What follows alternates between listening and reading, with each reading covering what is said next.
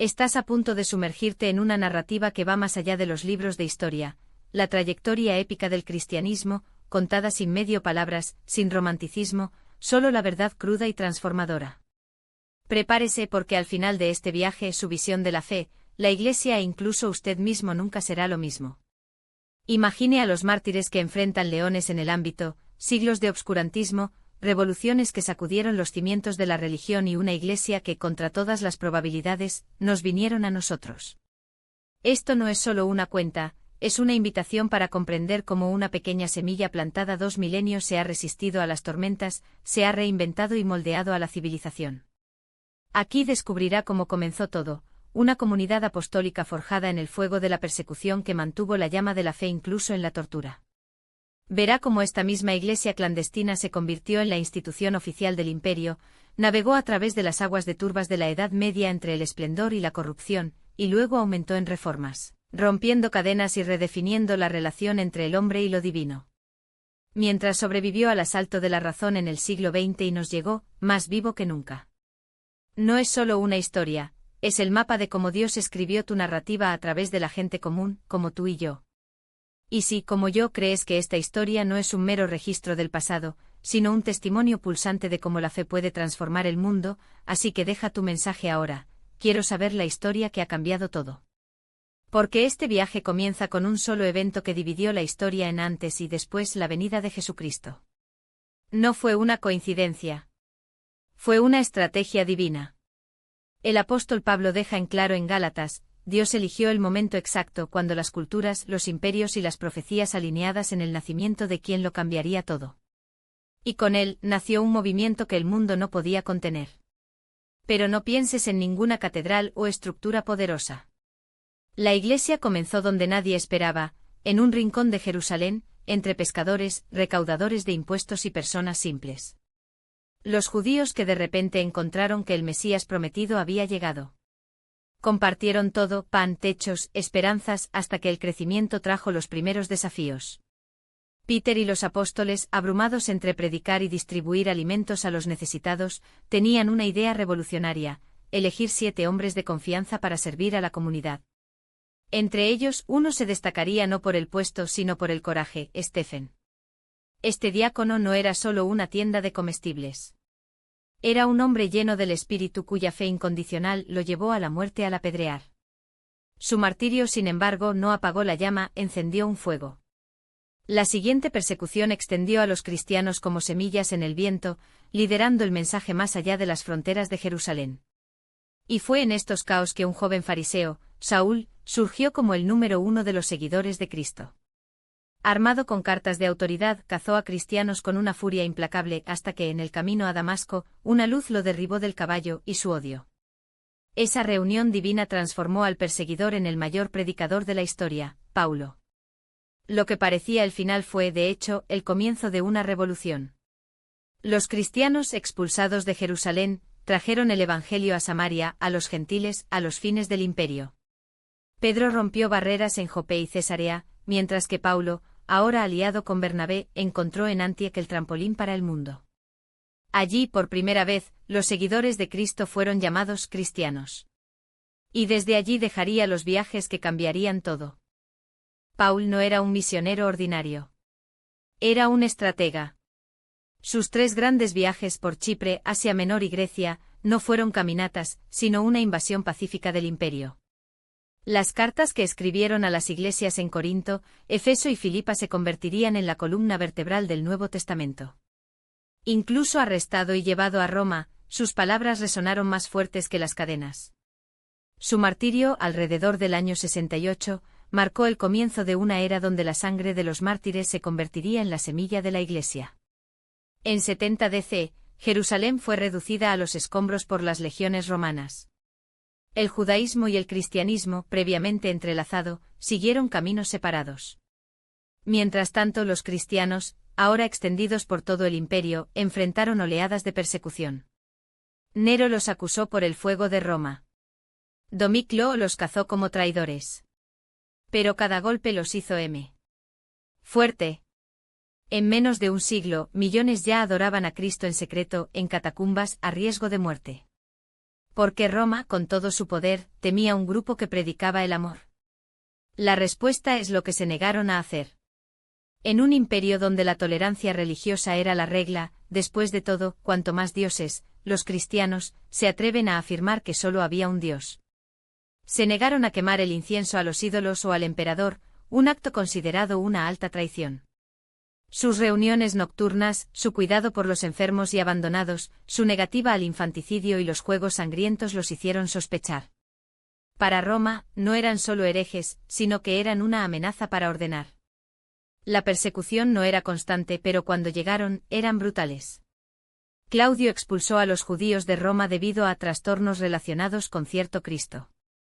Pero lo peor vendría con Nero, que convirtió a los cristianos en antorchas humanas para iluminar sus jardines. Sin embargo, cada gota de sangre derramada regaría la Iglesia. Hasta que en 313 un edicto cambiaría todo, el cristianismo legalizado Constantino. Lo que fue perseguido se convirtió en religión del imperio. La semilla plantada en Jerusalén había crecido más allá de cualquier expectativa. Y esta es solo la primera parte de la historia. Lo mejor o el más desafiante está por venir. Surgió no como un mero adjetivo, sino como una declaración de identidad universal. Una fe que trascendió las fronteras, las culturas y las clases, uniéndose desde el humilde campesino hasta el noble senador bajo la misma capa de creencias. Esta unidad no fue accidental, era estratégica. Mientras Roma se fragmentó en disputas políticas y divisiones internas, la Iglesia se consolidó como un faro de coherencia en medio del caos. Los obispos, ahora figuras centrales, no solo lideraron sus comunidades, sino que también se articularon entre sí, formando redes de soporte que superaron las barreras geográficas. Se intercambiaron cartas, los consejos regionales fueron convocados, y poco a poco, una estructura visible tomó forma. La Iglesia ya no era un movimiento disperso, sino un cuerpo organizado con Roma, la ciudad que alguna vez perseguía a los cristianos, convirtiéndose en su centro simbólico y administrativo. Y aquí se encuentra una de las mayores paradojas de la historia: el mismo imperio que trató de aplastar a la Iglesia terminó rindiéndose. No por derrota militar, sino para un logro silencioso e irreversible. Mientras los césares gobernaban con espadas, los obispos gobernaban con palabras, palabras que prometían algo que Roma nunca podría ofrecer, la esperanza más allá de la muerte. En un mundo donde la vida era frágil y justicia, una ilusión para los pobres, el cristianismo hablaba de un Dios que se humillaba a la cruz y un reino donde el último sería el primero. Este mensaje no solo sobrevivió a las hogueras de Nero, ella los convirtió en faros. Pero la victoria no llegó sin costos. La alianza con el poder imperial ha traído nuevos desafíos. Cuando Constantino bendijo a la Iglesia con privilegios, muchos vieron en esta trampa: ¿sería posible servir a Dios y César sin corrompirse? La tentación de la comodidad y la influencia política comenzó a probar la pureza de la fe. Algunos, como los donatistas en el norte de África, rechazaron cualquier asociación con un Estado que había perseguido a sus hermanos, alegando que la verdadera Iglesia debería ser una comunidad de mártires, no corteses. Otros, sin embargo, vieron una oportunidad sin precedentes en la nueva era: si el imperio podría ser cristiano, ¿por qué no cristianizarlo completamente? Y así, la Iglesia que nació en las catacumbas ahora se ha enfrentado a un dilema: ¿cómo permanecer fiel a sus raíces mientras ocupaba los palacios? La respuesta no vendría a la vez, sino de una serie de opciones, algunas inspiradas, otras cuestionables. Sin embargo, lo que nadie podía negar era que el cristianismo había dejado de ser una secta marginal para convertirse en el alma de una civilización. Y esta transformación, forjada en el fuego de las persecuciones y sazonada en los debates teológicos, prepararía el terreno para algo aún mayor: la conversión no solo de un imperio, sino de toda una época. El mundo antiguo estaba muriendo. Y desde su útero nacería una nueva orden, con la cruz como su estandarte. He aquí, del caos de las guerras civiles y las cenizas de un imperio dividido, no solo un nuevo centro de poder, sino un nuevo epicentro de fe. Constantinopla no era solo una ciudad, era una declaración. Una fortaleza erigida entre dos continentes, un faro de mármol y oro que se anunció al mundo. Aquí, el cristianismo ya no sería una secta tolerada, sino el alma de un imperio renacido. Y Constantino, el estratega, sabía como nadie haría esta alianza entre el altar y el trono. Pero tenga cuidado, no fue la fe la que conquistó al imperio. Fue el imperio el que asimiló la fe. Los templos paganos, una vez saqueados o cerrados, se reabrieron, no como ruinas de un pasado idólatra, pero como basílica cristiana. Sus columnas corintias ahora no sostuvieron estatuas de dioses, sino los símbolos de una religión que, irónicamente, nació para destruirlas. El mismo Estado que una vez alimentó a leones con carne de mártir ahora financió la construcción de catedrales, pagó salarios a los obispos y transformó el domingo, día de la resurrección, en la ley civil. ¿Qué triunfo? ¿O fue una rendición? Los primeros cristianos, aquellos que se reunieron en catacumbas y compartieron el secreto del pan, ¿habrían reconocido esta nueva iglesia? ¿Dónde fue la simplicidad del Evangelio cuando el clero comenzó a usar púrpura, cuando los altares adornados con oro saqueados de provincias distantes, cuando el símbolo de la humillación, ahora se clavó en un estandarte militar? La iglesia que Jesús fundó entre pescadores y publicanos se había convertido en una institución estatal, y el precio de esta ascensión era alto, su alma. Y luego vino el Consejo de Nindia en 325. No por casualidad convocada por el propio Constantine, no en Jerusalén o Antioquía, sino en una ciudad cerca de su nueva capital. Allí, bajo los ojos del emperador, que presidió las sesiones como si fuera un apóstol secular, los obispos discutieron no solo la doctrina sino la unidad política. La pregunta no era solo si Cristo era de la misma sustancia que el Padre, sino si el imperio podría sobrevivir dividido entre arios y ortodoxos. La fe, que debería ser una cuestión de convicción, se ha convertido en el poder del poder. Y cuando se definieron los credos, cuando los herejes estaban anatematizados, no fue solo la teología la que salió victoriosa, fue el control. Constantino, el primer emperador cristiano, nunca pisó Jerusalén. Nunca ayunó como los ascetas del desierto. Nunca abandonó el título de Pontifex Maximus, lo mismo que los césares pagan utilizados como sacerdotes de Swims de Roma.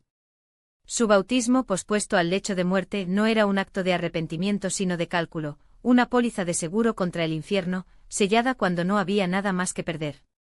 Y sin embargo era él, no Peter, no Paul, no los mártires, quienes dictaron los términos de la nueva era. La Iglesia no conquistó a Roma. Roma conquistó la Iglesia. Cuando las legiones del imperio se rompieron bajo el peso de los bárbaros, cuando la colosa se llenó con el monte y las águilas imperiales fueron derrocadas, una cosa permaneció en pie, la Iglesia institucional. Ya no como una comunidad de los fieles, sino como la heredera legítima de Roma, sus rituales, su burocracia, su apetito por el poder. Los obispos se convirtieron en príncipes. Los monasterios, disputas. Y la cruz, que se crió un día sobre el Gólgota como un símbolo de sacrificio, ahora corona los cascos de reyes y emperadores. El mundo antiguo había muerto. En su lugar, algo más duradero y nació más peligroso. No es un imperio de piedra, sino dogmas. No es un reino de espadas, sino de llaves. Y en el centro de este nuevo orden, un trono que no pertenecía a César, sino a un hombre que se atrevió a llamarse a sí mismo un vicario de Cristo. La era de la oscuridad no llegaba. Ella ya había comenzado. Armadura de madera en lugar de túnicas sacerdotales, convirtió el trono de Peter en un palacio de intriga. La venta de indulgencias, el perdón divino intercambiado por monedas, ya no era un secreto, sino una práctica institucionalizada, donde la salvación eterna era precio y los pobres pagaron el lujo de los cardenales. Las paredes del Vaticano, erigidas con el sudor de los fieles, no se hicieron eco con los salmos, sino con los murmullos de las concubinas y los gritos de los herejes quemados en la plaza pública. La Iglesia que alguna vez había predicado, le da a César lo que es de César, ahora requería todo, tierras, oro, obediencia ciega. Y cuando la paciencia de los hombres se estaba agotando, cuando la hipocresía se volvió insoportable, la historia respondió con fuego. Fue en este caldero de corrupción donde un monje alemán, martillando sus 95 tesis en la puerta de una iglesia en Wittenberg, iluminó la chispa que prendería fuego a Europa. Luther no fue el primero en denunciar los abusos. Antes que él, hombres como John Wycliffe y Jan Hus ya habían pagado con sus vidas por atreverse a cuestionar a Roma. Pero él fue quien, con la fuerza de las palabras y el poder del recién nacido de la prensa, el velo que cubría la podredumbre. A menos que esté convencido por las escrituras o la razón clara, declaró ante la corte eclesiástica, no puedo y no me retrataré. Que Dios me ayude. Y así, lo que comenzó como protesta se convirtió en una revuelta. Una revuelta que no solo fue contra indulgencias o papas corruptas, sino también contra un sistema que se había intercambiado durante siglos por el cetro, la humildad por la arrogancia, la gracia por extorsión. La Reforma no fue un accidente de la historia. Era la respuesta inevitable a una institución que, cuando se convirtió en imperio, había olvidado que su fundador había lavado los pies de los discípulos. Mientras los reformadores lloraron sola escritura, sola fide, sola gratia, Roma respondió con anatema y hogueras. La Inquisición, un despiadado herejes de caza con el mismo celo con el que los legionarios romanos perseguían a los primeros cristianos, solo ahora, los torturadores llevaban cruces en su pecho. La ironía era aguda, la Iglesia que nació en las catacumbas, alimentada por la sangre de los mártires, ahora vertía sangre en nombre de la ortodoxia. Y así, el siglo XVI observó el colapso del monopolio espiritual que había durado 1000 años. Los reinos se dividieron, las guerras religiosas sacudieron a Europa, y el mapa del cristianismo nunca sería el mismo. Pero mientras los reformadores buscaron rescatar la fe de sus orígenes, Roma, en lugar de arrepentirse, se reforzaron. El Concilio de Trent no era un acto de humildad, sino contra el contraataque, los dogmas fueron reafirmados, la tradición equiparada con las Escrituras, y la Iglesia católica surgió más centralizado que nunca, dispuesto a perder fieles, pero nunca el poder. El mundo había cambiado. La Edad Media, con sus catedrales góticas y sus santos de piedra, habían dado paso a una era de interrogatorio. El Renacimiento había redescubierto al hombre, Reforma, redescubrió a Dios, o al menos al Dios de las Escrituras, no al de los decretos papales. Pero la sombra del imperio eclesiástico aún se extendía mucho. Porque cuando una institución está confundida con el Evangelio en sí, cuando sus rituales reemplazan la relación con lo divino, cuando sus líderes se convierten en príncipes en lugar de sirvientes, ya no se puede renovar. Solo puede ser abandonado.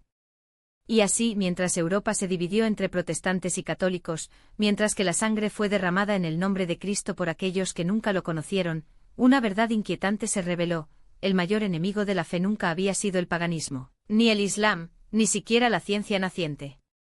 Fue la religión institucionalizada la que había intercambiado la voz de Dios por la voz de los hombres. El mismo error que corrompió a Israel, que había deformado a Roma, ahora llevaba sotana. Y la implacable historia repitió su lección: cuando los hombres construyen imperios en el nombre del cielo, lo que crían no es el reino de Dios, es solo otra Babilonia. Muerte lenta impuesta por el formalismo religioso. El metodismo no era solo una doctrina, fue un incendio. Mientras que los templos se vaciaron bajo el peso de los áridos sermones y los rituales vacíos, Wesley y sus compañeros trajeron el mensaje a las calles, los campos, a las minas, donde los olvidados por la Iglesia oficial encontraron no solo palabras, sino un verdadero encuentro con el Dios viviente. Predicaron con una urgencia que solo proviene de aquellos que tocaron el fuego del cielo: debes nacer de nuevo. Un grito que resonó como un trueno sobre una Europa para dormir. Y revival no era solo un fenómeno británico. En Estados Unidos, mientras que los puritanos construyeron una sociedad fundada en los principios de la Reforma, una nueva generación de predicadores, como Jonathan Edwards, diseñó colonias enteras con sermones que expusieron la soberanía y la fragilidad humana de Dios. Sus famosos Pecadores en manos de un Dios enojado no fue un atractivo para la moralidad, sino una advertencia: la justicia divina no negocia con hipocresía. Y cuando el Espíritu sopló, miles cayeron de rodillas, no por miedo, sino porque por primera vez se vieron a sí mismos a la luz de la santidad de Dios. Pero la historia no se detiene. Cada avivamiento, cada reforma, cada voz que se atreve desafió al status quo fue un recordatorio de que el verdadero cristianismo no es una institución, es un movimiento. Y los movimientos no domestican. Cuando la Iglesia se asienta, Dios cría profetas. Cuando los profetas son silenciados, escribe su mensaje en la sangre de los mártires. Cuando caen los mártires, sus cenizas fertilizan el suelo a una nueva cosecha de fieles. Hoy miramos hacia atrás y vemos que la Reforma no ha terminado en 1517. Continúa. ¿Por qué el corrupto? La acción no es un fantasma del pasado, se reinventa a sí misma. Los ídolos de ayer eran estatuas de oro, hoy son algoritmos, influencias y la ilusión de que podemos servir a Dios y a Mamón sin consecuencias. La venta de indulgencias fue reemplazada por teologías que prometen prosperidad sin santidad, relevancia sin arrepentimiento, comunidad sin cruz. Y justo cuando Lutero vio la verdad en las Escrituras, hoy todavía grita: los justos vivirán por fe. No para el rendimiento, no para la aprobación humana, no para una generación que ha cambiado la adoración para el entretenimiento. La pregunta que resuena en los siglos es la misma: ¿dónde están los reformadores hoy? ¿Dónde están aquellos que, como los puritanos, se niegan a inclinarse ante los vientos de la cultura? ¿Dónde están los Wesleys modernos, que llevan el Evangelio no solo a los púlpitos, sino a las periferias, los corazones rotos, los abandonados por la religión organizada? La Iglesia ya no necesita estructuras precedidas por el fuego. No más estrategias, sino santidad. No de más seguidores, sino discípulos que están dispuestos a pagar el precio por una fe no negociadora. Porque al final la historia no recuerda a los que construyeron imperios. Él recuerda que, como Pablo, podrían decir: para mí vivir es Cristo, y morir es ganancias. Recuerda que, como los mártires de la Reforma, eligieron el fuego antes de la mentira. Y recuerda, sobre todo, que el reino de Dios no avanza por el poder de los hombres, sino por la fidelidad de aquellos que en la oscuridad mantienen la lámpara iluminada, no para sí mismos, sino para que el mundo vea al que es la luz. He aquí la fe, incluso al borde del abismo del racionalismo y la secularización, se negó a ser silenciado. El protestantismo, nacido de las cenizas de la corrupción eclesiástica, no se contentó con ser solo una reacción, se transformó en un río caudal de renacimiento, donde la palabra, libre de lazos humanos, fluyó nuevamente con la fuerza que tuvo en los días de los apóstoles. Luther había reavivado la llama, pero no fue él quien la mantuvo al acceder. Fueron hombres y mujeres quienes, en cada generación, eligieron la verdad incluso cuando cuesta la comodidad, la reputación o la vida misma. Estos herederos de la Reforma no se inclinaron ante los vientos de la moda teológica, anteriormente profundizaron en las Escrituras y surgieron con una fe que no solo se resistió sino que se transformó. Y fue de esta incansable resistencia que los grandes movimientos misioneros del siglo XIX, omense como William Carey, quien, en el escepticismo de sus compañeros, declararon: espera grandes cosas de Dios, prueba grandes cosas para Dios. No fueron estrategias humanas las que impulsaron a esos pioneros, sino la convicción inquebrantable de que el Evangelio no era un patrimonio para mantenerse, sino un incendio que se extenderá. A medida que los empires cayeron y las filosofías se desvanecieron, la Iglesia avanzó, no por los ejércitos, sino por aquellos que, con Biblias en la mano y las rodillas en el suelo, cruzaron los océanos para traer la luz donde solo había oscuridad. Pero la prueba más sorprendente de que esta fe estaba viva llegó cuando se probó sobre el crisol de la historia, la Guerra Civil Americana. Allí, donde la nación rasgó a la mitad, las iglesias protestantes se vieron obligadas a elegir entre conveniencia y justicia. Y aunque la división era dolorosa, con hermanos en Cristo tomando lados opuestos, el Espíritu no permitió que la verdad fuera enterrada. Los abolicionistas del norte, como el incansable Frederick Douglass, entendieron que una fe que no requiere a los oprimidos es una fe muerta. Mientras tanto, en el sur, muchos usaron la Biblia para justificar la esclavitud, lo que demuestra que incluso las verdades sagradas pueden distorsionarse cuando el corazón se endurece. Pero cuando el polvo cayó quedó claro: la Iglesia sobreviviente no es la que se alinea con el poder, sino la que se arrodilla ante la cruz. Y fue de esta crisis que surgió un nuevo despertar. Las ciudades estadounidenses, hinchadas por el éxodo rural y la inmigración, se convirtieron en el campo de batalla espiritual del siglo XX. Líderes como D.L. Moody no se contentó con predicar en las pulpitas, el Evangelio en negrita a las calles, las fábricas, las salas de billar. La Asociación Cristiana de Hombres, ACM, no era un mero club social, era un ejército de laicos que entendió que la fe no se limita a los domingos, sino que invade los lunes con la misma urgencia. Y cuando la modernidad trató de reducir a Dios a una idea abstracta, la Iglesia respondió con campañas que llenaron estadios, con himnos que sacudieron la base, con vidas que transformado transformó a otros. Pero Dios no está contento con los avivamientos pasajeros. Él prepara el suelo para algo más grande. Y luego, como un rayo en una noche oscura, llegó el moderno Pentecostés. No fue una coincidencia que a fines del siglo XIX un grito de más comenzara a hacer eco en los corazones de los creyentes. El movimiento de santidad, dirigido por gigantes como Charles Finney, ya se anunció: la salvación no fue el final sino el comienzo. Hubo un segundo trabajo de libre, un recubrimiento de poder, una purificación que permitió al creyente vivir no solo libre del pecado, sino lleno del Espíritu. Finney predicó que el cristiano no necesitaba conformarse con una fe cálida, podría, sí, experimentar la misma unción que impulsó a los apóstoles. Y cuando los hombres como Moody levantaron la bandera de la santidad, no fue un llamado a la perfección humana, sino a la rendición total, una entrega que abrió los comportamientos a lo sobrenatural. La Iglesia tenía hambre. Y Dios estaba a punto de satisfacerla de una manera que nadie esperaba. Primero vino Tepique. El 1 de enero de 1901, en la modesta escuela bíblica de Bethel, una joven llamada Agnes Othman tenía una experiencia que cambiaría la historia. Comenzó a hablar de idiomas desconocidos, como en el día de Pentecostés. No fue un evento aislado.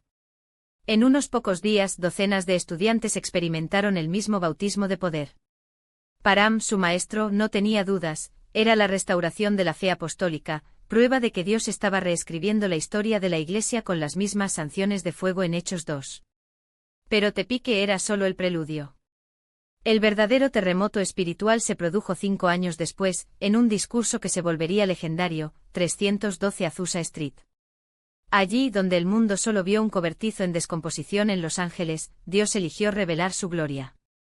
William J. Seymour, un hijo esclavo que llevó la marca de la opresión y en el espíritu la llama del avivamiento, dirigió reuniones que duraron días sin detenerse. Negro, blanco, rico y pobre, todos arrodillados uno al lado del otro cuando el espíritu soplaba donde quería. Se hablaron idiomas desconocidos, ocurrieron las curaciones y la presencia de Dios era tan tangible que incluso los periodistas escépticos, cuando entraron en ese lugar, eran tremendos, incapaces de explicar lo que habían presenciado. La prensa se burló. Lo llamaron adoración a los fanáticos, delirio colectivo. Pero los que estaban allí sabían, no era histeria. Se escribió la historia. Porque desde esa pobre calle, esos corazones rotos nacieron un movimiento que cruzaría las fronteras, derrocaría las barreras raciales y llevaba el evangelio con poder, no solo con palabras, sino con signos que incluso los incrédulos no podían negar. Y cuando este fuego llegó a Brasil, encontró una tierra donde la fe había sido distorsionada por siglos de control religioso. Desde 1500, cuando Cabral colocó una cruz en nombre de una corona y una iglesia que estaban confundidas, el catolicismo aquí no fue un llamado a la santidad, sino un instrumento de dominación. Los primeros sacerdotes, en lugar de pastores, actuaron como feudales, explicando, corrompiendo, escandalizando. Hasta que, para salvar la situación, llegaron los jesuitas. No como los sirvientes, sino como estrategas. Manuel da Nóbrega y José de Anchieta no solo vinieron a catequizar, llegó a conquistar. Sus misiones no se trataban de la libertad en Cristo, sino de someter a las almas a un sistema que en nombre de Dios, justificaba la esclavitud, la opresión y la erradicación de las culturas. Y así durante 3 siglos Brasil fue una tierra donde se impuso la fe, no se ofreció. Donde se usó el Evangelio, no vivió. Hasta que como un soplo de esperanza, llegaron los franceses.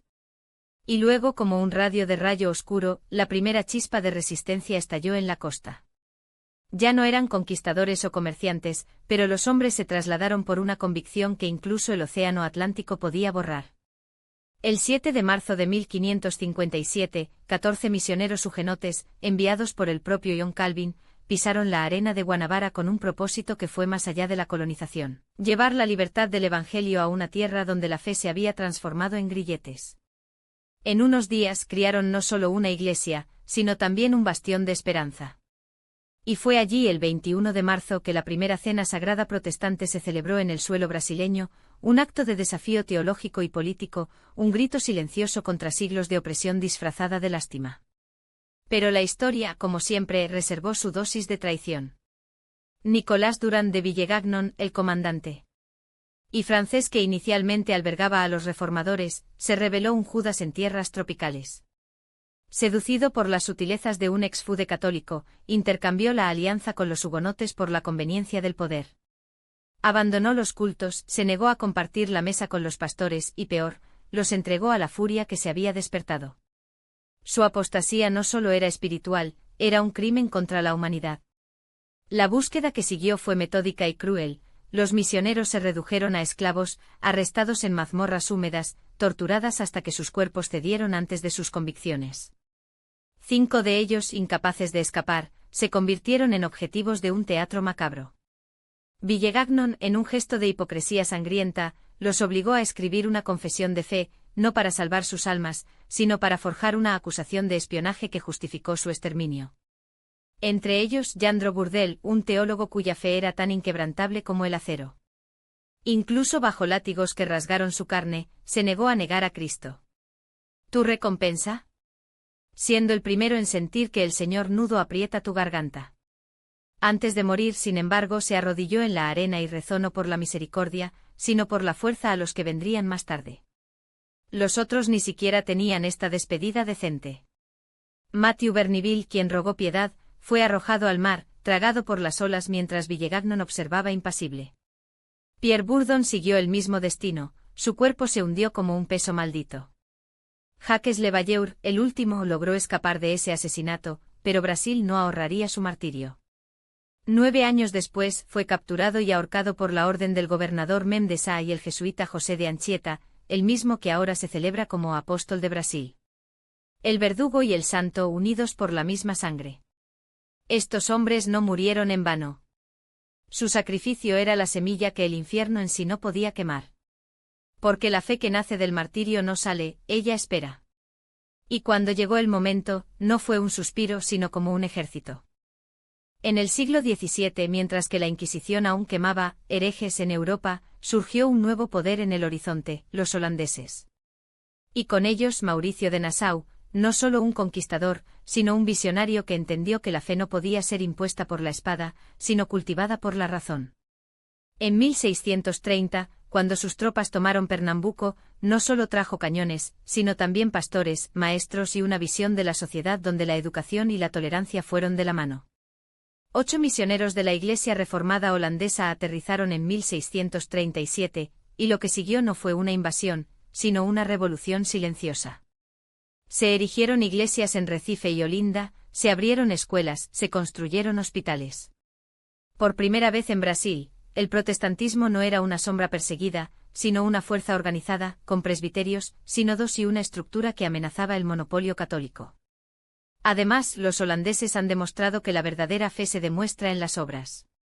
Mientras los jesuitas acumularon riquezas y esclavos, los jubilados con los indios alfabetizados, cuidaron a los huérfanos y plantaron los cimientos de una sociedad donde el mérito era más que dogma. Pero la luz siempre molesta a los que prosperan en la oscuridad. La Iglesia Católica, sintiendo su trono, desencadenó una campaña terrorista. Padres inflamaron multitudes, las autoridades cazaban herejes como animales. Prisiones, tortura, ejecuciones, el mismo script que siempre. Pero esta vez el enemigo no era solo la fe protestante sino un imperio. Y cuando llegó 1654, la guerra selló el destino de esos sueños. Los portugueses recuperaron Pernambuco y con ellos los jesuitas, la Inquisición y la furia de borrar cualquier rastro de herejía regresó. Las iglesias reformadas fueron quemadas. Los libros destruidos. Los pastores exiliados o muertos. Parecía el final. Pero las ideas no mueren cuando son ciertas. Y mientras Brasil se zambulló en el siglo de silencio, donde la Inquisición extendió sus tentáculos a las colonias, donde los judíos fueron cazados por su sangre y donde los protestantes estaban vivos solo por atreverse a pensar de manera diferente, quedaba algo. Porque la historia no está escrita solo con pintura, sino con la sangre de aquellos que se niegan a doblarse. Y esta sangre algún día gritaría por justicia. Los que se resistieron no fueron el resultado del azar, sino de la certeza inquebrantable de que estaban del lado de la verdad. Cada piedra arrojada contra sus puertas, cada fuego adecuado en sus templos. Cada amenaza dada contra sus familias no hizo más que probar una cosa: el infierno estaba temblando porque el cielo estaba ganando terreno. Y el cielo no se retira. Mientras los incendios consumían bosques y techos, las llamas de la fe se extienden aún más rápido. Donde un templo se redujo a cenizas, otros 10 aparecieron en su lugar. Donde un pastor fue arrestado, 100 voces aumentaron para predicar. Porque la persecución, en lugar de asfixiarse, solo sirvió para revivir la brasa que ya ardía en los corazones de aquellos que habían demostrado la libertad del Evangelio. Ya no eran los extranjeros, los misioneros de un extranjero, quienes apoyaban a la fe a los mismos brasileños, hijos de esta tierra, que ahora tomaron la bandera de la verdad. Y no lo dejarían caer. En las áridas Backlands donde la palabra de un sacerdote era ley y la cruz de madera pesaba más que la espada, hombres como el pastor José Plácido de Souza desafiaron el poder establecido.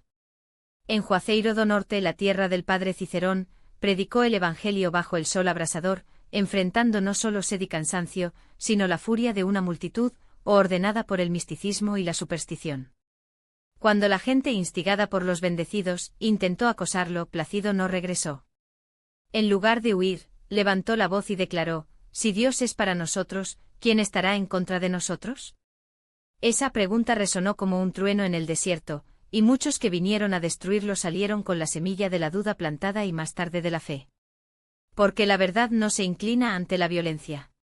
Ella la supera. Y así fue en todo Brasil. En cada ciudad donde un sacerdote amenazaba con excomunión, en cada aldea donde un coronel les había quemado Biblias, en cada granja donde se les prohibió a los trabajadores escuchar el Evangelio, la resistencia creció. Los creyentes se reunieron en secreto, a veces a la luz de las velas, a veces bajo el cielo estrellado, pero siempre con la misma convicción: nadie puede encarcelar la palabra de Dios. Y cuando las templos estaban cerradas, predicaron en las calles. Cuando las calles estaban prohibidas, hablaron en los campos. Cuando los campos tenían vigilancia, susurraban en los oídos de aquellos que tenían hambre de algo más allá de los dogmas vacíos y las promesas humanas. Y Brasil comenzó a escuchar. No fue un crecimiento fácil. No fue una victoria rápida. Fue una batalla luchada en cada alma, en cada familia, en cada comunidad. Pero cada año, cada década, la luz avanzó. Las asambleas de Dios, que nacieron en Belém con 2 suecos y un puñado de creyentes, multiplicados como fuego en paja seca. Los bautistas, que llegaron a Salvador con una pequeña congregación, vieron a sus iglesias extendidas como ríos en tiempo completo. Los presbiterianos, que plantaron sus primeras comunidades entre los sospechosos, hoy son raíces profundas en suelo brasileño. ¿Y los pentecostales? Los pentecostales fueron el terremoto que sacudió los cimientos del tradicionalismo religioso. Con sus cultos llenos de emoción, su predicación directa y su mensaje de poder, rompieron el hielo de la formalidad y llevaron el Evangelio a donde ningún otro se había atrevido a ir, en los barrios bajos, en las colinas, en las periferias olvidadas. Donde la iglesia institucional dio la espalda, extendieron sus manos. Donde los poderosos cerraron los ojos, abrieron sus brazos. Y la gente, cansada de los rituales sin vida y las promesas incumplidas, que se encuentran en ellas no solo en una religión, sino una esperanza que habló su lenguaje, que entendía su dolor, que ofrecía no solo palabras sino transformación. Hoy, cuando miramos hacia atrás, vemos que esas precipitaciones se convirtieron en lluvia de bendiciones. Esos incendios criminales se han convertido en incendios de avivamiento. Aquellos que han sido perseguidos, golpeados y calumniados son ahora los héroes de una historia que todavía se está escribiendo. Porque la fe que sobrevivió a la Inquisición, que se resistió a las hogueras, que desafió a los cangaceiros y los coroneles, que enfrentaron sacerdotes y beatos sin doblar su cabeza, esta fe no es solo parte de la historia de Brasil. Ella es la historia de un Brasil que se negó a permanecer de rodillas. No era casualidad ni suerte ni siquiera la estrategia humana que escribió esta historia de resistencia y triunfo. Era el sudor y la oración de los misioneros que cruzaron los océanos con la Biblia debajo del brazo y el corazón lleno de fuego. Fue la determinación de los cooperadores, esos héroes anónimos que, con sus manos insensibles y sus bolsillos vacíos, levantaron templos donde solo había un desierto espiritual. Era la santa terquedad de los creyentes ordinarios. Hombres y mujeres que, sin títulos ni reconocimiento, mantuvieron la llama de la fe iluminada en medio de la oscuridad. Cada gota de derramamiento de sangre, cada lágrima de persecución, cada oración susurrada a los escondidos se ha convertido en fertilizante para el mayor avivamiento que este país haya visto. Porque la historia no mienta, la sangre de los mártires no es el final, es el presagio de una cosecha. Aquellos que pensaron que estaban enterrando la verdad, en realidad, estaban plantando una semilla que brotaría con una fuerza inquebrantable. La iglesia que nació en las catacumbas, que sobrevivió a las hogueras de la Inquisición, que cruzó los mares en barcos de esclavos y estaba enraizado en las áridas tierras de las tierras de Bax, no es una institución frágil. Es un ejército. Un ejército de fieles que incluso cuando todo parecía perdido, aumentó con un solo arma, la palabra que no regresa vacía. Y entonces llegamos al final de este viaje, no como si uno cierre un libro, sino que quien abre los ojos a una verdad que siempre ha estado antes que nosotros. Esto no es solo una cronología de eventos, es una épica escrita con pintura de sacrificio y papel de la carne humana. Comenzamos con una iglesia perseguida, una pequeña chispa en medio del imperio que juró borrarla. Hemos visto cómo el poder corrompe incluso a aquellos que deberían ser ligeros. La iglesia que una vez desafió a Roma finalmente se convirtió en una nueva Roma, intercambiando la cruz por la corona, la humildad por la pompa, la verdad por los dogmas. Silenció voces, quemó libros, persiguió a los que se atrevieron a llorar por el evangelio puro, como si pudiera matar lo que es eterno. Pero la historia no se inclina ante los opresores. Cuando todo parecía perdido, la Reforma llegó, no como un grito aislado, sino como un coro de miles que se negaron a arrodillarse ante los hombres. Los mártires no murieron en vano, sus cenizas fertilizaron el suelo donde nacería una nueva era. La semilla que se lanzó en Europa germinó más allá, cruzó los océanos y se encontró en las tierras brasileñas un campo listo para florecer. Aquí, donde la persecución trató de silenciar, la fe hablaba más fuerte. Donde la ignorancia intentó reinar, la verdad se hizo luz. Donde el miedo trató de paralizar, el coraje se ha convertido en legado. Y ahora, tú. Si llegó aquí, no fue una coincidencia. Hay un propósito en este viaje, y no termina en estas líneas. Escriba en los comentarios no como un acto mecánico, sino como un sello de pacto con esta historia de fe poco saludable. Escriba con convicción: he completado el viaje de la Iglesia, y ahora sé que el verdadero poder no está en ninguna catedral, pero en fidelidad a la palabra no puede consumir fuego. Esto no es solo un comentario, es un testimonio. Es una prueba de que entiendes que los imperios caen, los poderes están dañados, pero la fe que nace del sacrificio, este permanece. Y vaya más allá, ¿qué capítulo de esta saga resonó más profundo? Fue el coraje de Policarpa antes de las llamas, diciendo 86 años que he servido a Cristo, y él nunca me lastimó. Fue el martillo de Luther cavando sus tesis, desafiando un sistema podrido con nada más que la verdad. Fue la audacia de los compañeros de trabajo quien, sin recursos, sin apoyo, sin garantías, plantaron iglesias donde el diablo pensó reinar. ¿O fue el avivamiento brasileño, donde Dios escribió con fuego la historia de un pueblo que se negó a ser una víctima? Comentario. Testificar. Porque cuando hablas otros escuchan, y cuando otros escuchan, la fe se multiplica. Que esta historia no es solo conocimiento sino transformación. Que lo lleve a una confianza tan radical en Dios que ni la persecución ni la duda, ni las tormentas de esta vida pueden sacudirla.